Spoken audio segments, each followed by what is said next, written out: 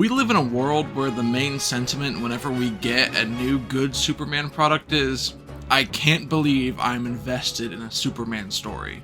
I love Henry Cavill, don't get me wrong, that man is the meat. But ever since Man of Steel, Superman's reputation has been dragged through the mud more than a few times. You hear that Superman is boring and is not relatable at all because he's essentially a god, but I think that's far from the truth. Superman is supposed to be a beacon of hope and a true force of good in the world who always tries to make the world a better place, not just by destroying bad guys. And this show makes me resonate and relate to Superman on a crazy another level that I wasn't expecting. He's a bumbling guy with confidence problems who helps people any chance he gets. This is peak Boy Scout Superman. Saving cats from trees has been played out so much that nobody does it anymore, and they haven't for a while except for as a joke. It was a breath of fresh air when Clark literally saves the cat from a tree on a whim.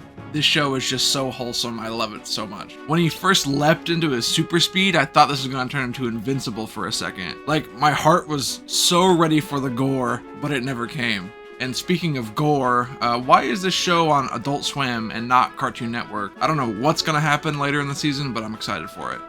It looks gorgeous though. I would say better art than Invincible most of the time. The character designs are sick. I can stand behind every single one of them. Lois Lane, Superman, they're both incredible. Lois Lane is also written better than I think she ever has been. That's the part where I can agree Superman stories can get boring when it comes to Lois Lane.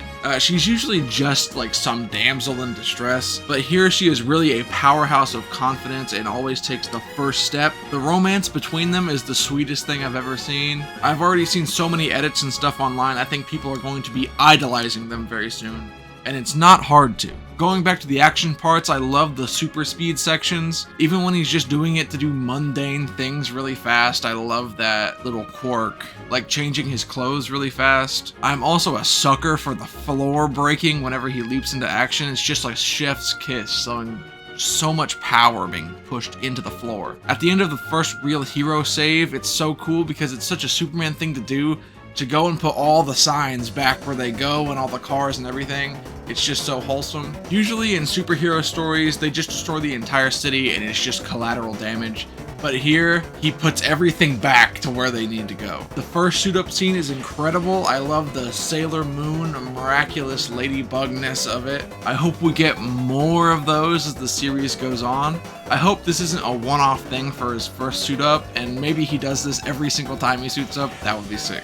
Speaking of suits and disguises, I feel like Lois would have put it together really quickly. They literally were face to face right after he put the suit on, with his voice and everything. But like, didn't Andrew Garfield cosplay as Spider-Man one time and nobody even recognized him? I guess she wouldn't expect it, but I don't know. Deathstroke also makes an appearance, apparently, but you would not have been able to tell because he looks nothing like him, and you can only tell that they say his name in the subtitles. People are upset about this, but I think this is pre-canon event Deathstroke, I presume. Bro doesn't just spawn in a tortured mess. Some bad stuff has gotta happen to him. You gotta earn your stripes around here. Sometimes the voice acting takes me out of it. Some dialogue choices break the immersion a little bit, and I can hear Jack Quaid's voice through Superman sometimes, but I think I'll get used to it. And I think that it's gonna get way better the more the writers figure out the flow of everything. The third episode hasn't even come out, and they've already renewed it for a season 2. You should watch this show. I feel like society has forgotten what a good Superman is, and this show is delivering what we need right now. The reason that he's fallen out of culture is that we've forgotten how to write Superman. The reason that Spider-Man has stayed on top and has not flopped a single time is because we have never forgot how to write a good Spider-Man story. This is the first step in what I think is going to be a Superman renaissance of stories, where he's not Jesus, but he's literally me.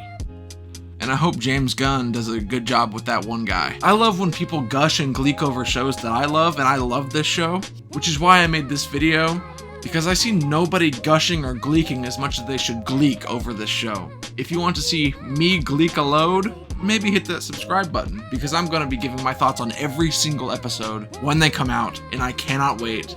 It's my new comfort show. Bye.